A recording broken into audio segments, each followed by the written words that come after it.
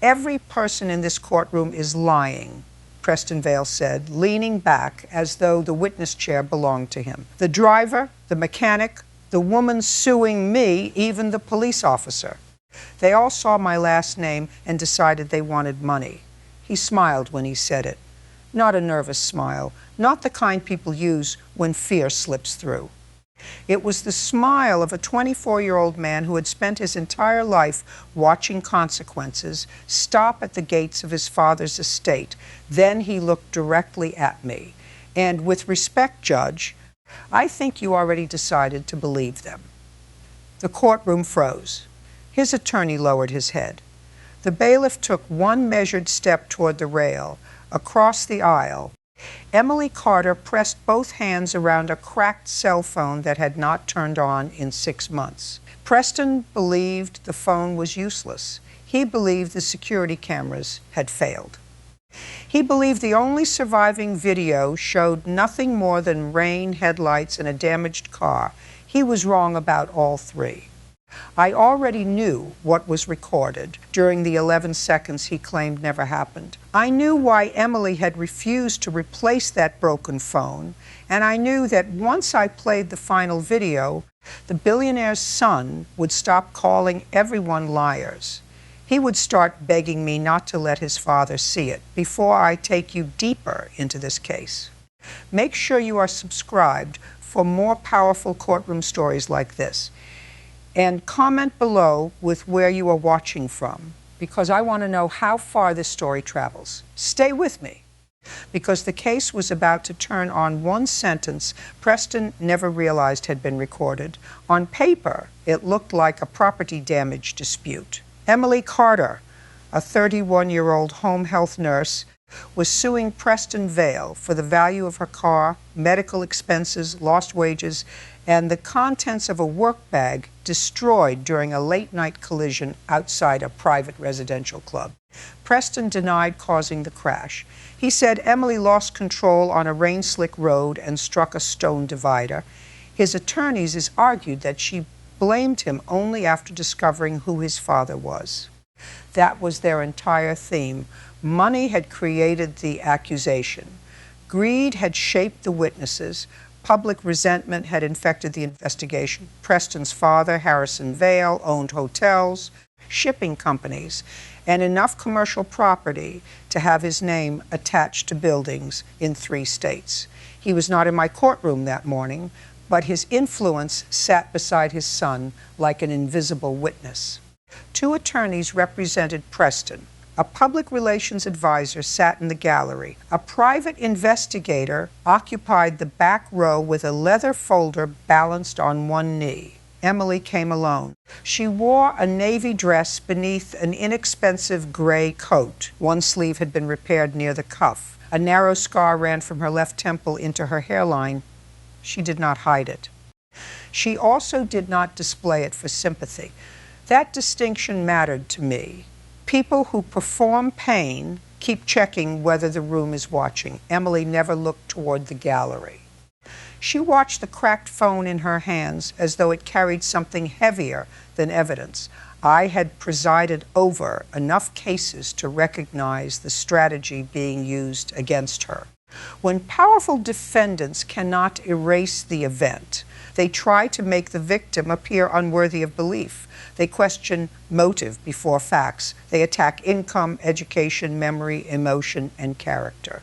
Preston did not merely say Emily was mistaken. He called her a liar. He called the tow truck driver a liar. He called the club's night mechanic a liar. He called the responding officer a liar. By the time he accused the emergency room physician of exaggerating Emily's injuries, even his attorney appeared uncomfortable. But Preston was not finished. He pointed toward Emily and said, "She knew exactly whose car that was. She saw an opportunity." Emily's fingers tightened around the phone. I asked Preston how she would have known the vehicle belonged to him. He shrugged. "Everyone knows my cars." "Everyone?" "People around here. What kind of car were you driving?" His attorney looked up. Preston paused.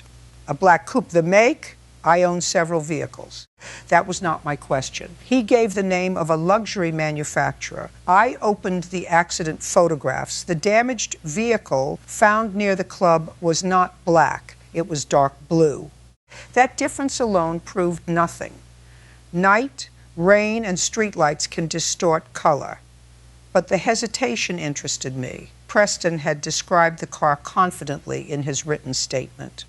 Now, he seemed to be remembering a version rather than an event. Innocent people usually search their memory. Liars searched their preparation. I asked where he had been at 11:42 that night. At the club. Inside. Yes. Who saw you? Dozens of people. Name 3. His smile thinned. My friends were there. Name them. He named 2 men and 1 woman. All 3 had submitted matching declarations stating Preston remained in the club from 10:30 p.m. until after midnight. The wording was nearly identical. Each declaration used the phrase, "At no time did Preston leave the main building." That kind of repetition can look organized. It can also look manufactured. Real witnesses remember different details. One recalls the music. Another remembers an argument. Someone else notices wet shoes or a missing coat. Rehearsed witnesses remember the sentence they were given. I asked Preston what he had been doing at 11:42, having dinner. What did you order? I don't remember. Who sat beside you? I don't remember. Was your father there? No. Did you leave the table at any point? No. Another absolute answer. People who tell the truth leave room for ordinary uncertainty. People protecting a lie often make the mistake of building walls too straight. I turned to Emily. She had not interrupted once. What do you remember immediately before the impact? I asked. Her voice was steady. Headlights behind me. How close? Close enough that I couldn't see the front of the car. Did it strike you? Twice. Preston laughed. The sound came quickly before his attorney could stop him. Emily did not react to the laugh. She looked at me and continued. The first hit pushed me toward the shoulder. The second turned my car sideways. I remember the stone divider, and then I remember opening my passenger door. Did you see that person? No. There was blood in my eye. Did you hear the person? Yes. Preston stopped smiling. It was subtle, but I saw it. I asked Emily what the person said. She looked down at the broken phone. He said, "You didn't see me driving." The courtroom became silent. Preston's attorney rose. He argued that the statement was unsupported, unverified, and impossible to attribute to his client. I allowed him to finish. Then Preston leaned toward his microphone. She made that up. His attorney whispered, "Stop." Preston ignored him. She has been changing her story from the beginning. I looked at Emily. Have you changed your account? No. Preston shook his head dramatically. Yes, she has. First, she said she didn't see the driver. Then she said I spoke to her. Now she'll probably claim my father climbed out of the trunk. A few people in the gallery shifted uncomfortably. Cruelty often appears when confidence feels threatened. Emily's face did not change, but her thumb moved across the shattered screen. The phone had belonged to Daniel Carter, her younger brother. Daniel died 8 months before the collision. Emily had kept his final voicemail stored on that device. She carried the phone because she was not yet ready to move the message to a new one. During the crash, the screen shattered, the battery housing bent, the phone never powered on again. Preston believed it was dead. Emily believed the voicemail was gone. Both of them misunderstood what the device had preserved. Modern phones do not always stop recording when screens break. Certain emergency features activate after a severe impact. Some store short audio and video fragments in protected memory before shutting down. That phone had captured 11 seconds. Not enough to show the entire collision. Enough to expose the person who approached Emily's car afterward. I had not told Preston that forensic technicians recovered the file. I wanted to hear how far he would take his denials before the evidence entered the room. So I asked him one simple question. Did you touch Emily Carter's passenger door that night? No. Did you speak to her? No. Did you stand beside her damaged vehicle? No. Did you tell her she had not seen you driving? Absolutely not. 4 answers, 4 locks placed on the same door. Then he looked toward the witnesses and said, they are all lying because people like them think families like mine are supposed to pay for their failures. People like them. The phrase landed harder than he intended. I saw the tow truck driver lower his eyes. I watched the mechanic clench his jaw. Emily remained still. Real fear does not always shake. Sometimes it sits perfectly still because it has spent months learning not to take up space. I asked Preston what he meant by people like them. He smiled again. You know exactly what I mean. Yes, I said. I believe I do. His attorney stood and requested a short recess. I denied it. Timing matters in a courtroom. Preston still thought the case depended on eyewitnesses he could insult, records his father's lawyers could challenge, and a broken phone nobody could open. He had no idea that the phone was already connected to the evidence monitor. He had no idea the recovered file included his face, and he had no idea that the most damaging part of the video was not the collision. It was what he did after he saw Emily bleeding.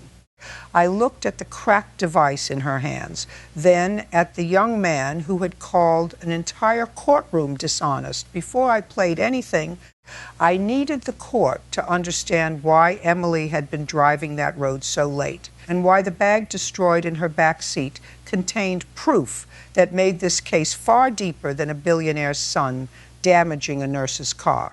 Because Emily was not coming home from a party. She had just left the bedside of a dying woman. And that woman's last written statement named Preston Vale. Emily Carter had been a home health nurse for 9 years. That title sounds simple until you understand what the work actually asks of a person.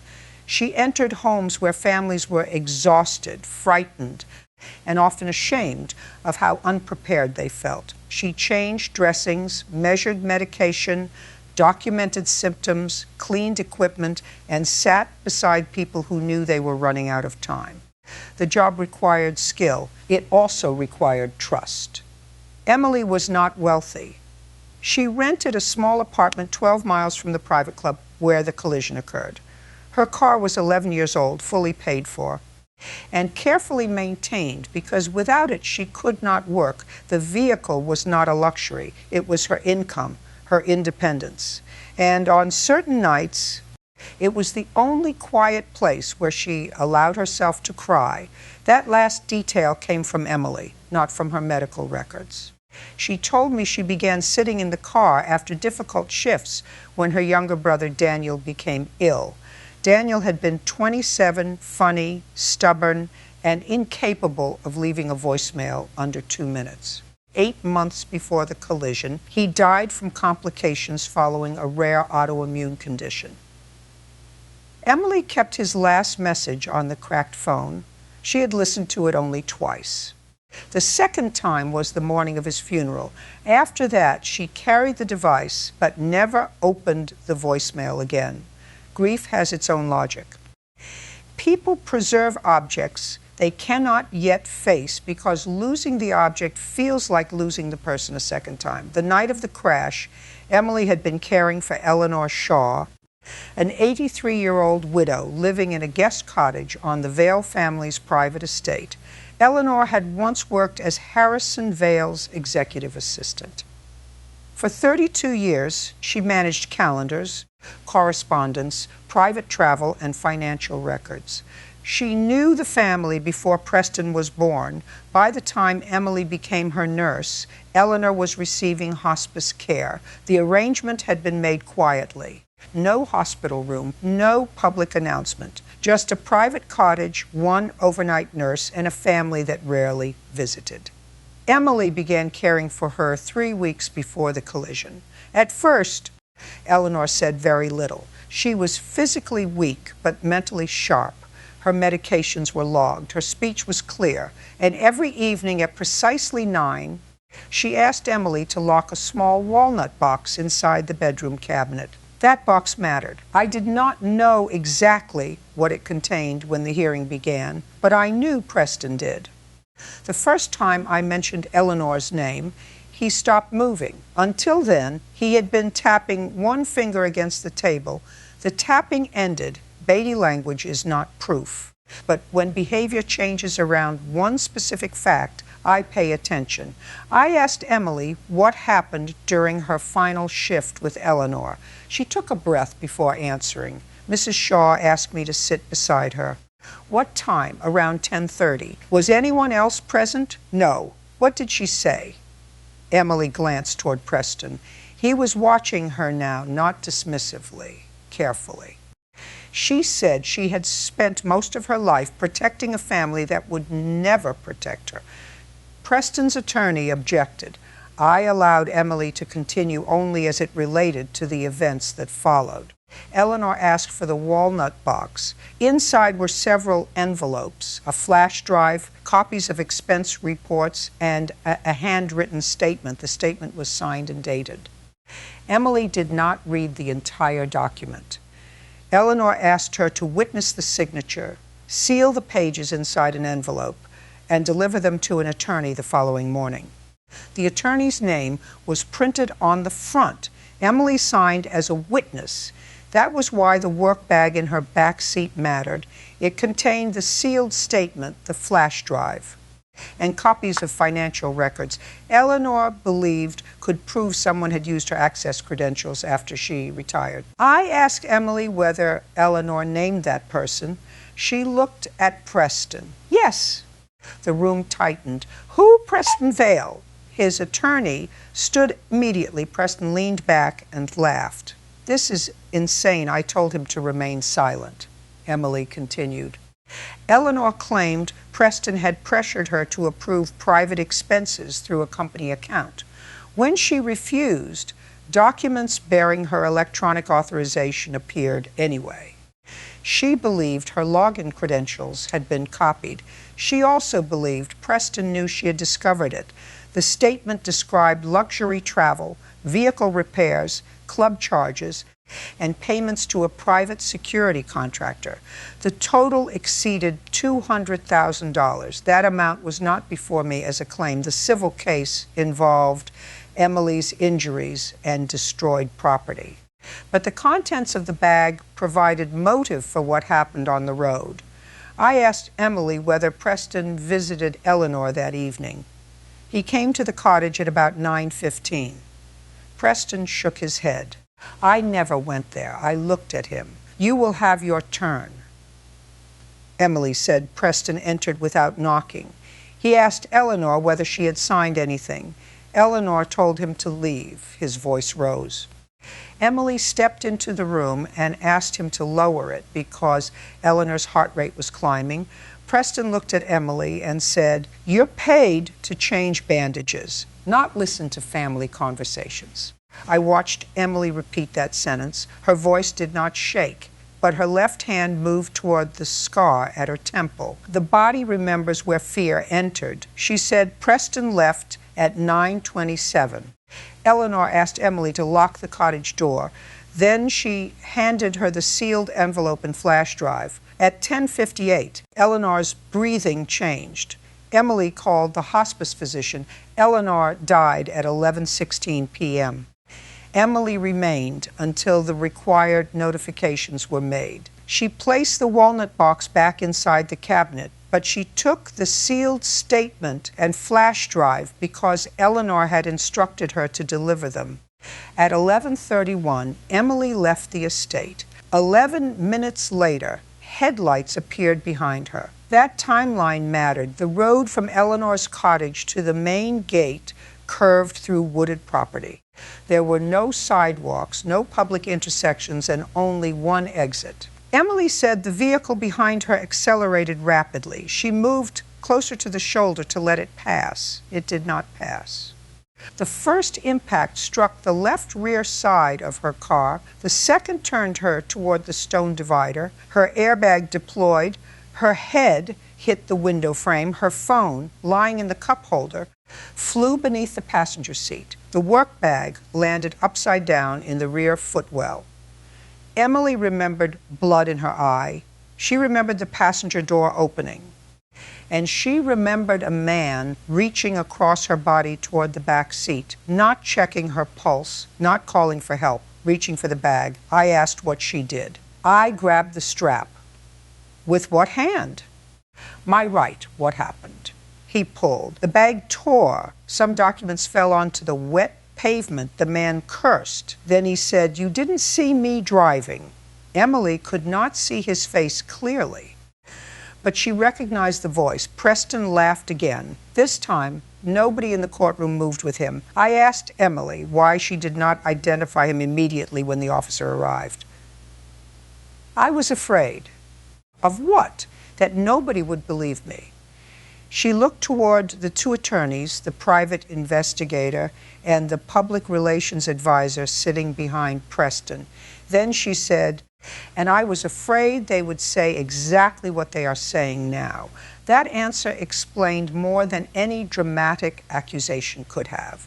Real victims often delay naming powerful people, not because they are uncertain, but because they understand the cost of certainty. Emily had already been warned by Eleanor. She knew what happened to people who challenged the Vale family. I asked what became of the envelope. The papers were gone when I woke up in the ambulance. The entire bag? No. The bag was still in the car. My nursing supplies were there. The envelope and flash drive were missing.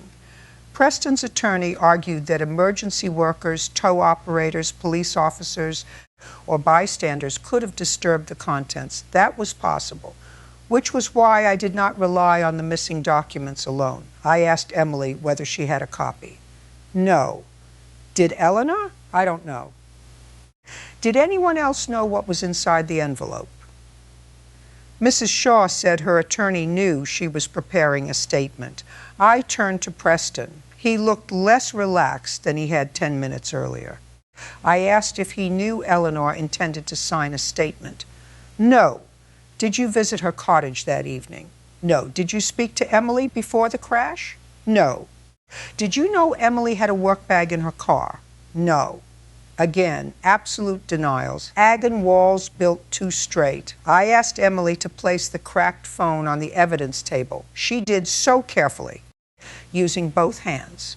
A technician had recovered not only the emergency video fragment, but a partial audio file created 43 minutes before the collision. The phone had activated when Emily used it to document Eleanor's final vital signs. The recording continued after Emily believed she had stopped it. It captured part of Preston's visit, his voice, Eleanor's refusal, and one sentence that explained why he followed Emily onto that road. But I did not play it yet. Before evidence destroys a lie, I want the liar to have every opportunity to commit to it. So I asked Preston one more time, "Were you inside Eleanor Shaw's cottage on the night she died?" He looked me directly in the eye. No. Did you threaten her? No. Did you know she had prepared records concerning you? No. Did you follow Emily Carter after she left? No. Then he leaned toward the microphone. Emily is using a dead woman and her dead brother to manufacture a payday. Emily flinched. It was the first visible reaction she had shown. The cruelty was deliberate. He had listened carefully enough to identify the two losses that hurt her most, then used both as weapons. I did not interrupt him immediately. I wanted the courtroom to hear who he became when he believed power still protected him. Preston looked at Emily and said, "That phone is broken. Eleanor is dead. You have nothing." Emily stared at him. Then she slowly pushed the cracked phone toward the center of the table. She did not argue. She did not defend herself. She simply said, "Then play it." That was the moment Preston's attorney stopped taking notes because he knew something his client had not yet understood. The phone was not broken enough. And Eleanor Shaw had left behind far more than one missing envelope. Preston Vale had never needed to introduce himself. His last name usually entered a room before he did. It appeared on hotel towers, scholarship programs, hospital wings, and a glass business center overlooking the river. His father, Harrison Vale, had built a fortune large enough to make generosity look effortless and opposition look expensive. Preston grew up inside that protection: private schools, private drivers, private security, private explanations whenever something public went wrong. At 24, he held the title of vice president in one of his father's companies, though the evidence suggested his responsibilities consisted mostly of attending events and approving expenses other people were expected to justify. His social media showed charity galas, racing cars, exclusive clubs, and photographs beside elected officials. The captions spoke constantly about discipline, leadership, and legacy. The private records told a different story. Preston had received 3 reckless driving citations before his 21st birthday. One disappeared after the reporting officer was transferred. Another was reduced to an equipment violation. The third ended with a payment to a damaged property owner and a confidentiality agreement.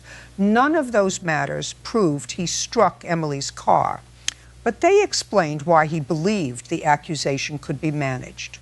People who are protected from consequences do not become fearless. They become unfamiliar with reality. Preston entered my courtroom 16 minutes late. He did not apologize. One attorney walked beside him. Another followed with 2 assistants carrying files. His public relations advisor took a position where the gallery cameras could see her expression. Preston wore a tailored charcoal suit with no tie.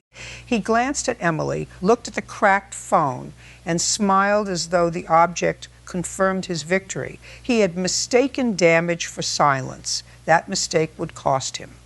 I had watched powerful defendants before. Some became careful when they entered court. They understood that money could hire preparation, but not control the evidence. Preston was different. He believed the courtroom was another room his father had paid to enter. When the clerk asked him to state his full name, he answered, Preston Harrison Vale, emphasizing the middle name, his father's name. Not because the court required it, because Preston wanted everyone to hear it. That was how he used power, not always as a direct threat, sometimes as a reminder. Emily noticed it. I saw her shoulders stiffen when he said the name. The private investigator in the back row watched her reaction and wrote something down. I asked the investigator to identify himself. Preston's attorney said the man was a consultant assisting the defense. What kind of consultant? Witness assessment. I looked toward Emily. The investigator had been watching her, not the evidence. That told me exactly what his work involved. They were not only defending the collision, they were studying the victim, finding which details embarrassed her, which losses weakened her, which moments could be reframed as instability. The same method Preston had used against Eleanor Shaw. When the documents became dangerous, attack the person carrying them. I ordered the investigator to stop taking notes about Emily's physical reactions unless they directly related to testimony. Preston smirked. Are we regulating where people look now? His attorney whispered something. Preston waved him away. I looked directly at him. No, I am regulating conduct in my courtroom. I was just asking. No, you were testing. His smile faded for a second. People like Preston test every boundary. They make a small interruption, then a sarcastic comment, then a direct challenge. If nobody stops the first step, they treat silence as permission for the next. I stopped him early, but he was not accustomed to being stopped. During Emily's testimony, Preston repeatedly shook his head. When she described Eleanor's final hours, he sighed loudly. When she spoke about Daniel's voicemail, he leaned toward one attorney and whispered long enough for the jury rail microphone to capture part of it. She knows how to sell grief. The attorney immediately covered his microphone. Emily heard him. Her eyes remained on the cracked phone. I heard him too. I asked Preston to repeat what he had said. He straightened. Nothing relevant. Then it should be easy to repeat. He hesitated. His attorney said, "My client was consulting with counsel." "No," I said. "Your client made a comment about the plaintiff loudly enough for the court microphone to record it." Preston looked at me. I said she was using emotion to make the story more persuasive. "That is not what you said. It was the meaning." Again, he wanted the court to treat his exact words as flexible while holding Emily to every syllable she had spoken after suffering a head injury. That contradiction revealed his worldview. His mistakes deserved interpretation. Everyone else's deserved punishment. I warned him that another interruption would have consequences. He leaned back, but his expression told me he considered the warning personal. Arrogant defendants often believe accountability is hostility. Preston's public image had been designed around service. His foundation funded youth entrepreneurship programs. He appeared in promotional videos, handing laptops to students. He spoke at events about giving ordinary people access to opportunity. Yet the expense records Eleanor preserved showed foundation funds used for a private yacht weekend, imported vehicle parts, and security services at a birthday celebration. Each charge had been approved using Eleanor's old credentials. Preston's defense claimed clerical error. One error might be carelessness. 14 errors, all benefiting the same person, form a pattern. Eleanor discovered the transactions after receiving a tax document she did not recognize. She contacted the company's internal accounting office. Within 48 hours, her remote access was disabled. Within 1 week, Harrison Vale's legal office sent her a letter reminding her of a lifetime confidentiality agreement. Within 2 weeks, Preston visited her cottage and told her that accusing the family publicly would confuse people about her mental condition. The phrase appeared in Eleanor's handwritten notes, mental condition. Preston had learned the same tactic Karen Whitmore used in the previous case I told you about. When the evidence cannot be controlled, portray the witness as incapable of understanding it. But Eleanor was not confused. Her nursing records showed that she could identify dates, medications, visitors, and financial amounts. Emily documented every assessment. That made Emily dangerous. She was not only carrying Eleanor's statement, she had professional records proving Eleanor was mentally competent when she signed it. I asked Preston whether he knew Emily had completed cognitive assessments during Eleanor's final weeks. No. Did you ask the hospice provider for copies of Eleanor's records? No. Did anyone acting for your family request them? I wouldn't know. That was his first cautious answer. I noticed it immediately. Preston used certainty when denying personal behavior. He used uncertainty when the question reached his father's organization. The family's lawyers had trained him well enough to protect the structure, but not well enough to control his temper. I showed him an email sent from his account to the head of corporate security. The subject line read, "Cottage nurse." The message asked for Emily's full name, address, vehicle registration, and work history. It was sent 3 hours before the crash. Preston stared at the screen. I don't remember sending that. Was your email compromised? People in my office have access. Who? I don't know. Did you report unauthorized use? No. Why did you want information about Emily? I didn't. You had just visited Eleanor's cottage. No, I hadn't. Then how did your account know there was a nurse at the cottage? His jaw moved. No answer came. I waited. Silence is not empty in a courtroom. It places weight on the question a liar cannot carry. Preston finally said, "Everyone knew Eleanor had a nurse. Name one person who told you." "I don't remember." "Earlier, you said you did not know Emily existed." "I said I did not know her personally." "No." "You testified that you had never seen her before this case." "That is still true. I asked the clerk to display a photograph taken at a Vail Foundation event 6 months earlier. Emily stood in the background beside Eleanor's wheelchair. Preston stood less than 3 feet away, accepting an award. He looked at the photograph and laughed. There were hundreds of people there. "That is fair," I said. "The photograph alone does not prove you noticed her." His shoulders relaxed. He thought I had helped him. Then I displayed the second image. Preston was looking directly toward Emily. The third showed him speaking to Eleanor while Emily stood between them. The fourth captured Preston handing Emily a business card. Emily had written the date on the back. Preston stopped smiling. I asked whether he still claimed he had never seen her. "I meet thousands of people." That was not my question. "I don't remember her." Memory had suddenly become useful to him. The man who called Emily dishonest because trauma blurred parts of a collision now expected me to excuse every inconvenient gap in his own recollection. I asked Emily what Preston said when he handed her the card. He told me to call his office if Mrs. Shaw started saying things that could embarrass the family. Preston leaned toward the microphone. "That is a lie." His attorney put one hand on his shoulder. Preston removed it. "She has no proof I said that." I watched his face. He was no longer defending the accident.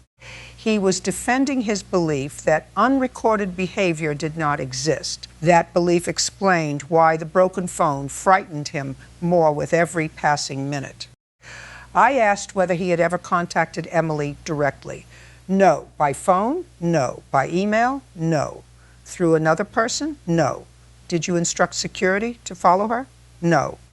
"Did you order anyone to recover Eleanor's documents?" "No." Each denial was stronger than the one before it. The wall was rising, so was the distance he would fall. I asked the clerk to retrieve a sealed evidence packet. Preston watched it move toward my bench. For the first time that morning, his expression showed uncertainty, not fear yet. Just recognition that something had happened outside his control. Inside the packet were corporate security messages, a valet log, and a repair invoice for the dark blue coupe he claimed he had not driven. The invoice was dated the morning after the collision. It listed damage to the front bumper and blue paint transfer from another vehicle. Preston's attorney requested time to review it. I told him the document had already been produced to the defense. He turned toward his assistant. The assistant whispered, "It was in the supplemental file." Preston heard her. "You told me there was no invoice." His attorney said quietly, "Stop talking." Preston's face hardened. He was beginning to understand that his own team could not protect him from every piece of evidence. That was when powerful people become most dangerous, not when they believe they are winning, when they realize other people may save themselves first. I asked Preston whether the repair shop was lying. Yes. Is the valet lying? Yes. Is the security director lying? Yes. Is Emily lying? Yes. Was Eleanor lying? She was sick. And the police officer? He wanted publicity. The emergency physician, she relied on Emily's story. The tow truck driver, he was paid. By whom? Preston glanced toward his attorney. Then he looked around the courtroom at every witness, every document, every face that refused to accept his version. His anger finally broke through the polished performance. He struck the table with his palm. The cracked phone shifted slightly on the evidence surface. Preston pointed toward it and laughed. "That thing cannot prove anything. Everyone here is lying because they know my father will pay." His attorney said his name sharply. Preston did not stop. He looked directly at Emily, Then he spoke the line that would follow him long after the video was played. You were supposed to stay unconscious until my security team cleaned up your little accident. The moment Preston said it, his attorney stopped breathing. You were supposed to stay unconscious until my security team cleaned up your little accident. The words hung over the courtroom. No one moved. Emily's face went still. The bailiff turned fully toward Preston. One of his attorneys whispered, "Do not say another word." Preston looked around as if he had only repeated something obvious. That is what arrogance does when it has lived too long without correction. It turns confession into conversation. I did not raise my voice. I did not need to. I looked at Preston and asked, "Your security team." His expression shifted, only slightly, but I saw it. I misspoke. What did you mean to say? That if she was unconscious, emergency workers could handle the scene without confusion. Emergency workers, or your security team. I already said I used the wrong words. You used very specific words. His attorney stood. Your Honor, my client is frustrated and speaking carelessly. No, I said. He is speaking freely. I turned back to Preston. Who was supposed to clean up the accident? No one. Then why did you say your security team? I was being sarcastic. Was Emily unconscious when you approached her car? I never approached her car. You just described what was supposed to happen while she was unconscious. I was referring to her version of events. I let the silence sit. People often believe they can escape a statement by adding more statements.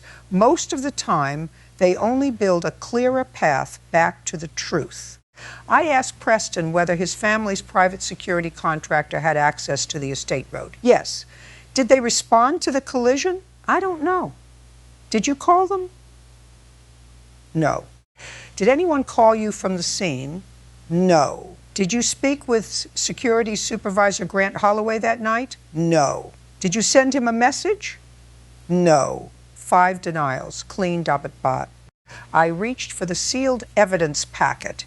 Preston's attorney requested a recess again. I denied it. The courtroom had already heard the admission. A recess would not return it to his mouth. I opened the packet and removed the corporate security records. At 11:46 p.m., 4 minutes after the collision, Grant Holloway received a call from Preston's phone. The call lasted 38 seconds. At 11:47, Holloway sent a message to 2 security employees, West Road. Remove loose materials before county units arrive. At 11:48, Preston replied, "Take the nurse's bag first."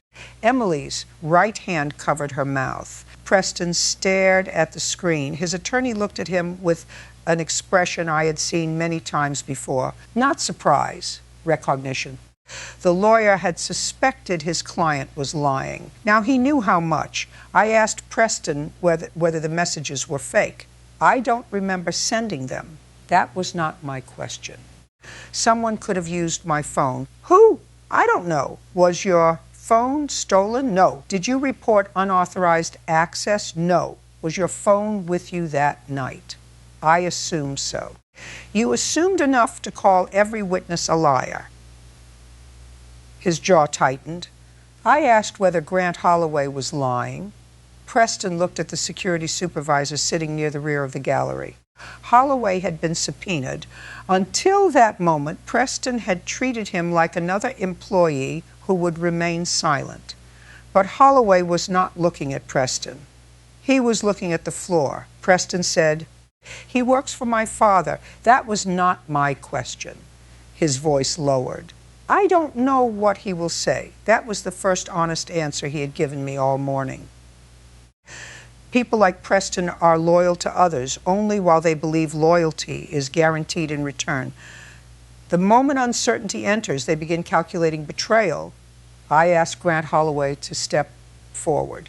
He was 56, broad-shouldered, and still carried himself like the former state trooper he had once been. He wore a dark suit, but a faint rectangular mark remained on his belt where a radio usually sat. He took the oath. Preston watched him carefully, not like a witness, like property that had begun moving on its own. I asked Holloway whether Preston called him after the collision. Yes. What did he say? He said there had been a minor incident on the West Road. Did he identify who was involved? He said the hospice nurse had struck the divider. Did he tell you she was injured? He said she was unconscious. Emily lowered her eyes. I asked what instructions Preston gave him. Holloway hesitated. His hands closed around the witness rail.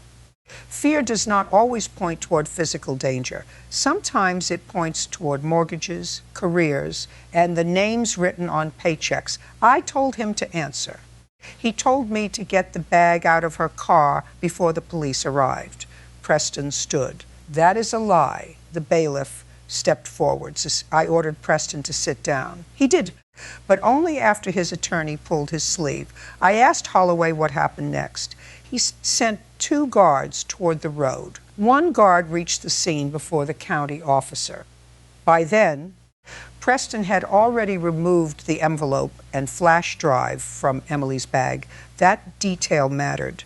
Preston had not merely caused the collision and called security afterward. He had entered Emily's car himself. Holloway said Preston handed him the sealed envelope near the estate service entrance. What did he ask you to do with it? I said. Burn it. The courtroom reacted. Emily closed her eyes. Preston's attorney requested that the answer be stricken. I denied the request. Holloway continued. He refused to destroy the envelope. Instead, he gave it to Harrison Vale's general counsel the next morning. That explained why investigators never recovered it from the roadside. It had not disappeared. It had entered the Vale family's legal system. I asked where it was now. Holloway looked toward Preston's attorneys. I don't know. One attorney lowered his gaze. The other began whispering urgently to an assistant. I watched Preston notice. For the first time, he did not look angry. He looked abandoned. Powerful people often mistake professional service for personal devotion. They forget lawyers protect legal positions, not fantasies. I asked Holloway whether he removed anything else from the scene. Yes. What? A broken headlight assembly from Mr. Vale's vehicle and a piece of blue painted bumper trim.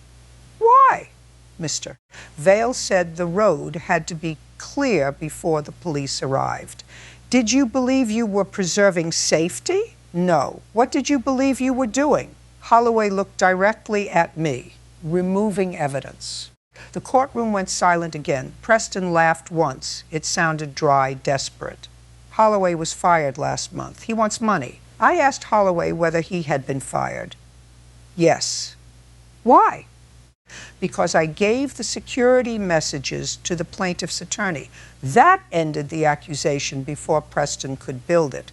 Holloway had not come forward after losing his job. He lost his job because he came forward. There is a difference between revenge and consequence. I asked whether he had any proof beyond the messages. Yes.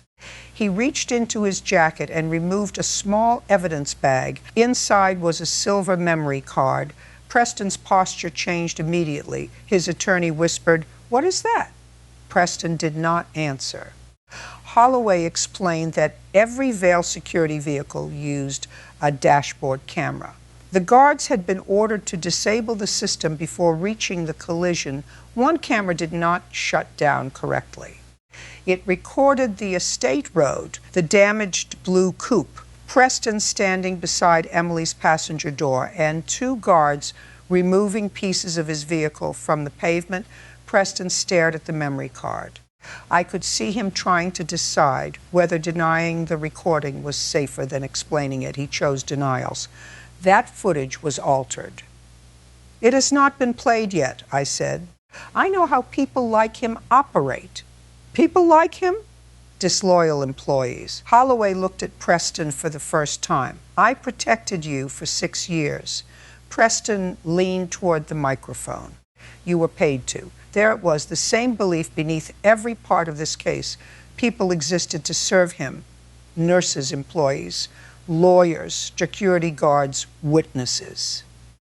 Even the injured woman bleeding in the car he had struck, if they stopped serving him, they became liars. I asked Holloway whether the footage had been authenticated. He said the original device had been delivered directly to an independent digital forensics lab. The file's metadata matched the date, time, vehicle, and camera identification. Preston's attorney asked to review the certification. I handed him the report. He read the first page. Then he leaned toward Preston and whispered, "We need to discuss your testimony." Preston pulled away. "You said there was no camera. I said the defense had not received usable footage. You knew. I knew a card existed. I did not know what it showed." Preston's face hardened. The room was no longer divided between him and the witnesses. It was divided between Preston and reality. Before I ordered the recording played, I looked toward the viewers who would later hear this case. If you believe Preston's own words had already exposed him, comment, play the video below. Because what the camera captured next was worse than the collision, and it showed exactly what he did while Emily was still trapped inside her car. I turned back to Preston. "You testified that you remained inside the club." "Yes." "You testified that you never approached Emily's vehicle." "Yes." "You testified that you never called security." "I don't remember calling." "That was not your earlier testimonies. I was mistaken." "You testified that every witness was lying." "Most of them are." Even then, he could not release the arrogance. I asked him one final question. "If the video shows you opening Emily's door, taking her bag, and directing employees to remove evidence, what part of that will you call a lie?" His lips parted. No answer came. I let him sit inside the question. His attorney placed a hand over the microphone and whispered, "Do not make this worse." Preston looked at him and said, loud enough for everyone to hear, "My father will fix it." The courtroom heard that too. I nodded to the clerk. The lights dimmed. The evidence monitor came alive. The first frame showed rain crossing the estate road. The second showed Emily's car against the divider. Then the blue coupe entered the image with its front end damaged. Preston stepped out. He did not run toward Emily. He did not call for help. He walked directly to the passenger side, opened the door, leaned across her bleeding body, and reached for the bag in the back seat. Emily turned away from the screen. Preston did not. He watched himself pull the strap from her hand. He watched himself remove the envelope. He watched 2 security guards arrive. Then the camera recorded his voice clearly. "Get the car parts. Leave her phone. Dead batteries don't testify." Preston's face lost all color, but the video continued. One guard asked whether they should call an ambulance. Preston looked through the open door at Emily. Then he said the sentence that made even his own attorney move away from him. "Give it 5 minutes. I need the documents gone first." The video did not stop when Preston said it. "Give it 5 minutes. I need the documents gone first." That sentence changed the entire case. Until then, his attorneys could still argue about impact angles, witness memory, vehicle ownership, and whether Emily correctly identified the driver. But the camera showed Preston standing beside her car. It showed him taking the envelope. It showed him ordering employees to remove evidence.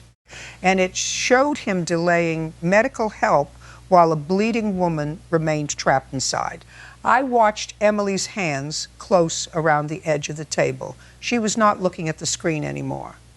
Some evidence proves what happened. Other evidence forces a victim to experience it again. I told the clerk to pause the video. Preston Turney stood immediately. "Your Honor, we need a recess." "No. My client requires time to consult. Your client had months to consult before testifying under oath." Preston turned toward him. "You said that clip had no sound." His attorney's face hardened. "I told you not to testify beyond what we could establish. You told me the camera was damaged. I told you the file was incomplete. That distinction mattered. Preston had not been betrayed by his lawyer.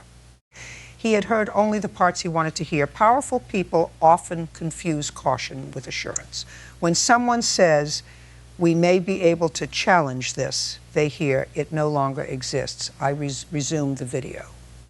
One security guard moved toward Emily's car and asked again whether he should call emergency services. Preston stood beneath the rain with Eleanor's envelope in his hand. "Not from here," he said. "Use the public road and say you found her." The guard hesitated. Preston stepped closer. "My father does not pay you to develop a conscience." The gallery reacted. Grant Holloway lowered his eyes. Emily slowly turned back toward the screen. The video showed Preston opening the envelope. He unfolded Eleanor's statement and scanned the first page beneath the security vehicle's headlights. Then he tore the signature page away. The remaining documents were handed to one of the guards. "Get rid of these," he said. The guard asked about the flash drive. Preston placed it inside his own pocket. That was important. The envelope had not simply passed into the Vail legal department. Preston personally kept the digital evidence. I paused the footage again. "Where is the flash drive?" I asked. Preston said nothing. His attorney whispered to him. I repeated the question. "I don't know. You placed it in your pocket. That was months ago. What did you do with it?" "I don't remember." Memory had become his final shelter. He remembered enough to accuse every witness, enough to mock Emily's grief, enough to describe what security should have done while she was unconscious.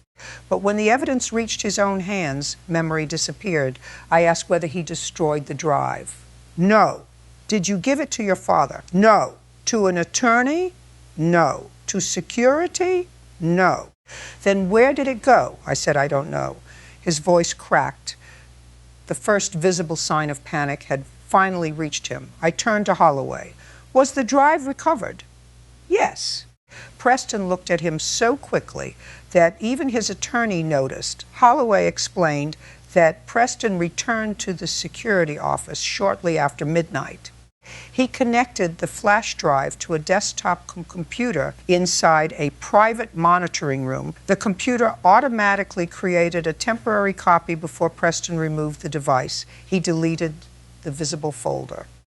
He did not know the system maintained an encrypted recovery archive. Holloway preserved that archive before he was fired. The clerk received another evidence packet. Inside was a verified copy of Eleanor Shaw's files. The proof ladder was complete. The witness statement created motive. The security messages created coordination. The dashboard camera created identity. The recovered drive revealed the hidden truth. I asked the clerk to display the file directory. 14 folders appeared on the monitor: expense approvals, vehicle invoices, private travel records, foundation reimbursements, security payments, and a folder labeled ES authorization. Inside were digital copies of Eleanor's electronic signature, scanned identification, old passwords, and instructions for accessing company accounts using her retired credentials. There was also a spreadsheet. It recorded every transaction made under Eleanor's name. The payments totaled $238,640. Nearly all of them benefited Preston directly. A yacht charter, luxury car repairs, hotel suites, private entertainment, a watch purchased overseas, and payments to the same security contractor whose employees appeared in the roadside video. Preston stared at the figures. His public relations advisor stood and left the gallery. She did not look at him. That was the first public collapse. His attorney requested that she remain because she might possess relevant information. The bailiff stopped her near the door. Preston turned toward his lawyers. "This is company accounting. My father approved those expenses." One attorney whispered, "Do not bring your father into this." Preston ignored him. He knew about all of it. The courtroom changed again. Until that moment, Preston had treated his father's name like armor. Now he was using it as a shield. There is a point in every collapse when loyalty becomes survival. I asked, "Are you testifying that Harrison Vale authorized the use of Eleanor Shaw's identity?" Preston froze. His attorney stood. "My client is not making that allegation." Preston looked at him. "Yes, I am." The lawyer moved away from the table. Preston continued, "My father's office handled the approvals. Everyone knew." "Everyone?" I asked. "The accountants, legal, security." "Then why did you need Eleanor's credentials?" He opened his mouth. Nothing came out. I asked again, "If the expenses were authorized, why create approvals using the identity of a dying retired employee?" Preston looked at the screen. The spreadsheet answered before he could. Eleanor's credentials had been used because several charges violated foundation spending rules. Her digital authorization made the payments appear connected to an old executive account that received less scrutiny. This was not sloppy bookkeeping, it was concealment. I opened Eleanor's signed statement. Her final pages described discovering the account activity and confronting Preston. She wrote that he offered her money to remain silent. When she refused, he threatened to tell the company, her doctors, and her remaining relatives that illness had made her mentally unreliable. The same tactic again. Attack the witness, erase the memory, control the story. Eleanor included one final handwritten paragraph. "If anything happens to these records, ask the nurse who was with me. She saw him here. She heard what he said. He knows she is carrying the truth." Emily read those words on the monitor. Her eyes filled. Eleanor had not used her as a courier without understanding the risk. She had named Emily as protection. That realization hurt, but it also restored something. Emily was no longer a random nurse chasing a wealthy family. She was the final witness chosen by a dying woman who understood exactly what Preston might do. I asked Emily whether she recognized Eleanor's signature. Yes. Did she appear confused when she signed? No. Was she aware of what the statement contained? Yes. Did she understand who would receive it? Yes. Preston laughed weakly. "You expect people to believe a hospice patient understood corporate accounting?" Emily looked at him. "Eleanor understood it better than you did." It was the first time she had answered his cruelty directly. The gallery remained silent, but I felt the room shift toward her. Preston's face tightened. He looked at the witnesses, the screen, the phone, and the security guard who had stopped protecting him. Then he attacked the only thing he had left. Emily's motive. She wanted money from the beginning. I asked Emily how much she had demanded before filing the case. Nothing. Preston's attorney confirmed that she first requested only replacement of her car, payment of medical bills, and return of Eleanor's property. The larger claim followed only after Preston publicly accused her of staging the collision. He had created the case he now blamed her for bringing. I asked the clerk to play the final recovered phone clip. This was the 11-second file from Emily's cracked device. The image began sideways beneath the passenger seat. Rainwater moved across the pavement. Emily's breathing was audible. Then Preston's face entered the frame as he opened the door. He leaned across her body. The phone captured him pulling the work bag. Emily whispered, "Please call an ambulance." Preston looked down at her. For 1 second, his entire face was visible. Then he said, "You should have driven away when I warned you." That line proved the collision was not an accident. There had been a warning before the first impact. I asked Emily what he meant. She said that as she left Eleanor's cottage, Preston's car blocked the exit. He approached her window and demanded the envelope.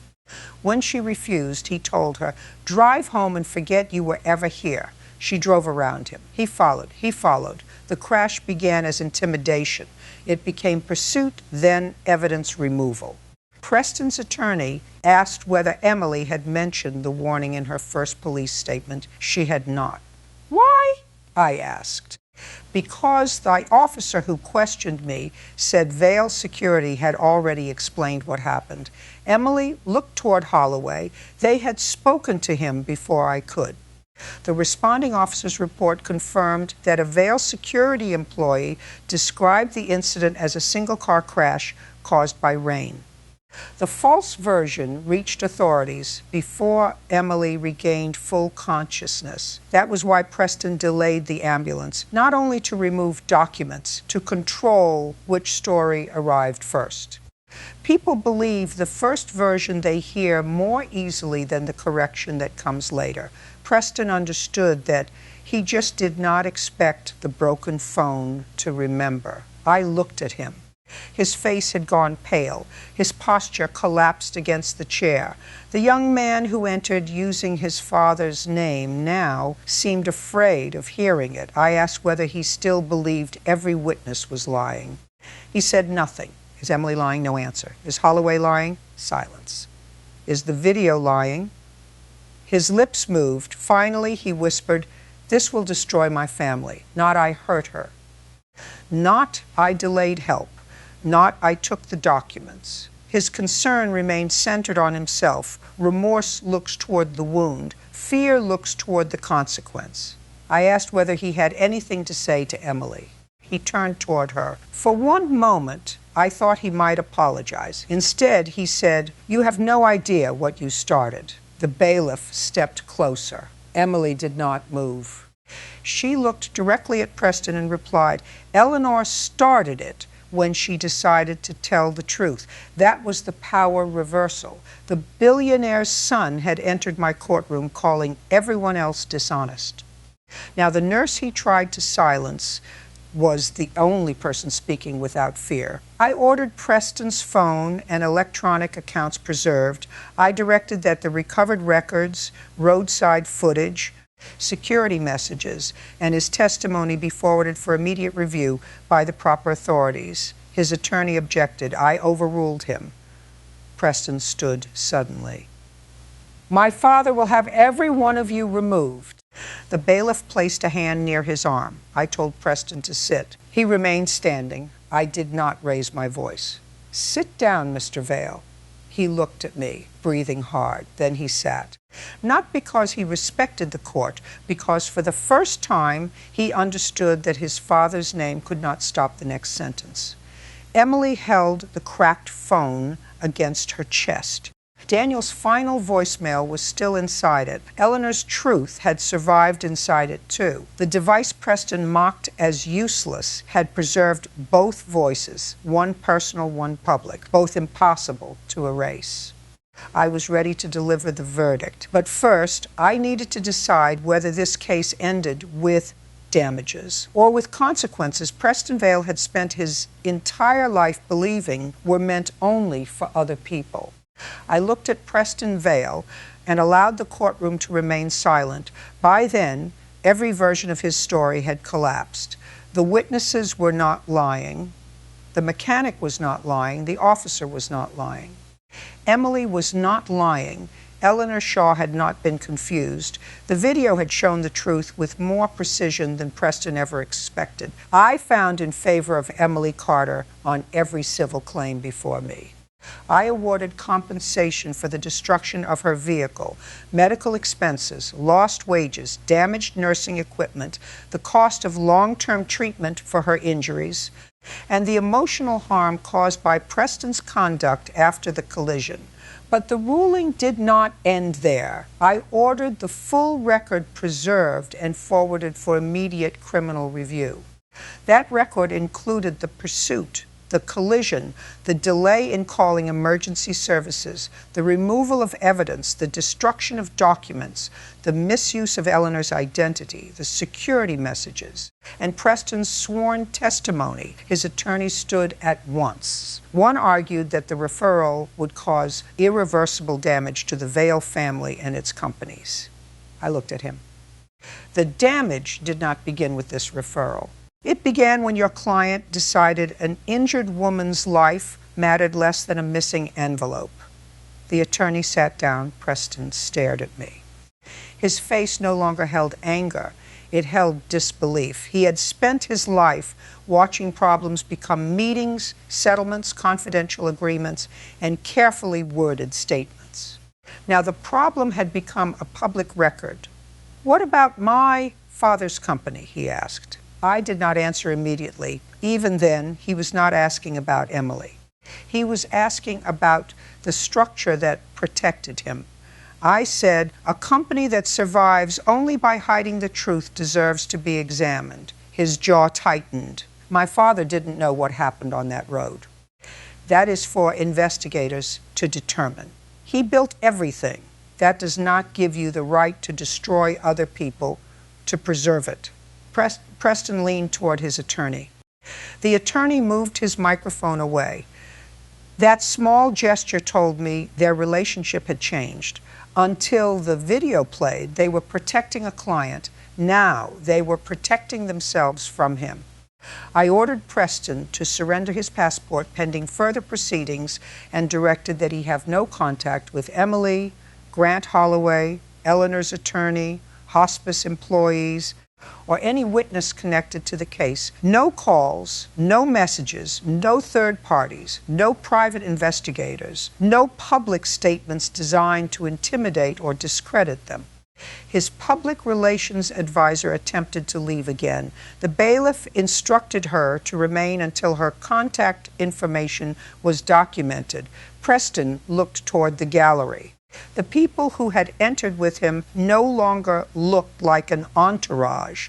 They looked like witnesses. That was the collapse of power in its simplest form. When protection disappears, the room suddenly becomes honest. I looked at Preston and delivered the line I wanted him to remember. "Your last name opened every door, but this video closed the one that mattered." He lowered his eyes. No argument, no laugh, no accusation. For the first time that morning, Preston Vale had nothing to say. I turned toward Emily. She still held Daniel's cracked phone against her chest. I asked whether the forensic team had recovered her brother's final voicemail. Her eyes filled. "Yes. Have you listened to it?" "Not yet." "Why?" She looked down at the shattered screen. "Because I was afraid the crash would be the last thing attached to his voice." That answer stayed with me. Preston had turned the phone into evidence. Emily wanted it to remain a memory. The technicians had saved both. Daniel's voicemail existed in one protected file. The emergency recording existed in another. The violence had not erased the love that came before it. I told Emily the phone would be returned after the evidence was properly copied and preserved. She nodded. Then she asked one question. "Did Mrs. Shaw's documents survive?" I told her they had, all of them. The recovered archive contained Eleanor's signed statement, financial records, and a short video she recorded the afternoon before her death. Eleanor sat in the bedroom chair, wrapped in a blue blanket. Her voice was weak, but her mind was clear. She identified herself, gave the date, and explained why she had preserved the records. Then she spoke directly to whoever might eventually watch. If they say I was confused, ask why they were so afraid of what I remembered. The courtroom heard those words. Emily closed her eyes. Preston did not look at the screen.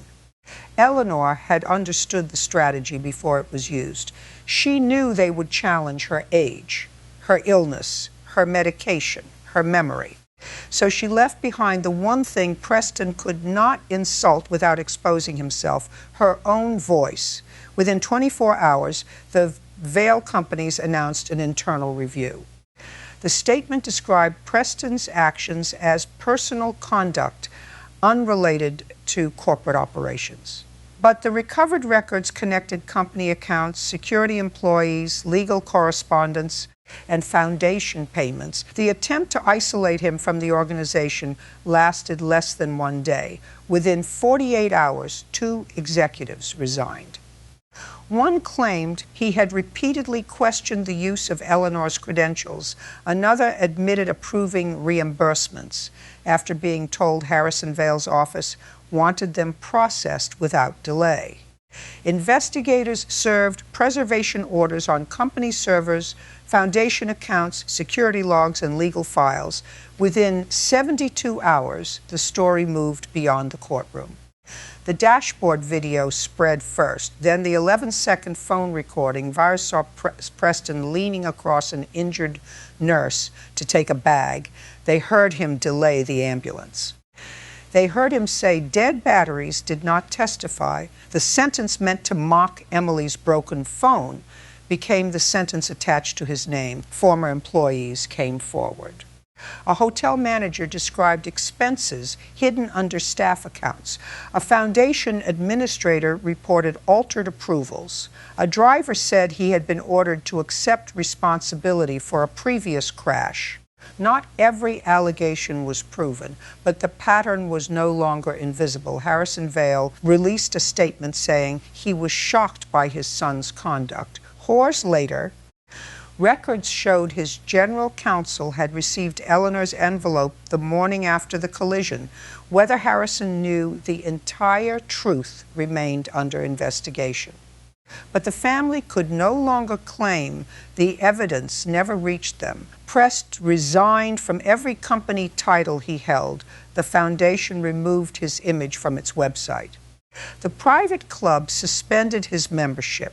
His name remained on buildings, but it no longer carried the meaning he had relied upon. A name can buy visibility. It cannot control what people see forever. Grant Holloway testified before investigators and surrendered the original security equipment. He did not present himself as a hero.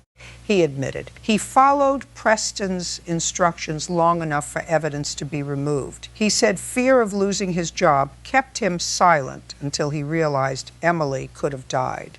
Accountability mattered for him too. Doing the right thing late does not erase what happened earlier, but late truth can still prevent the next harm.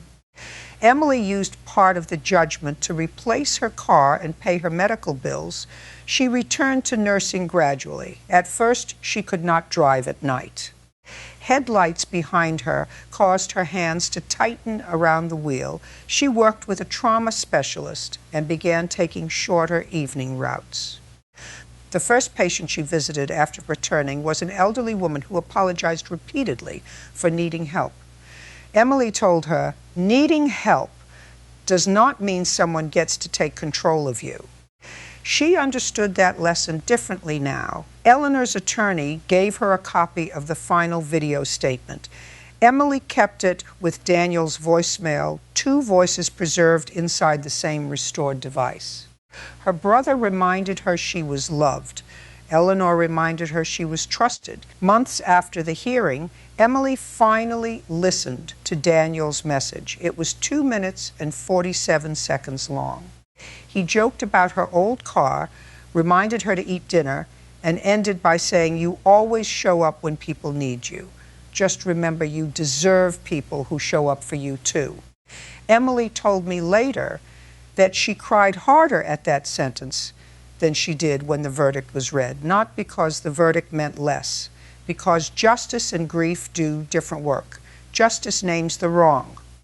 Grief remembers the love. I have presided over cases involving larger claims, more complicated records, and people with even greater influence.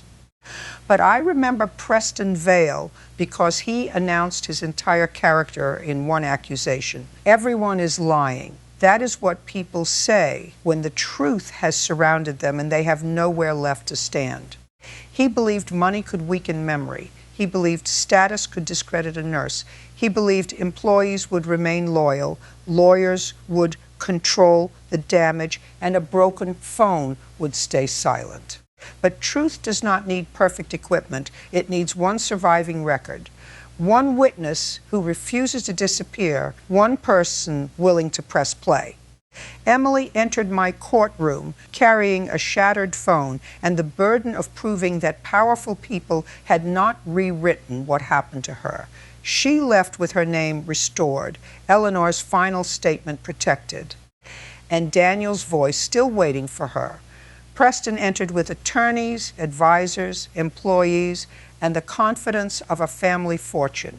He left with none of those things between him and the evidence.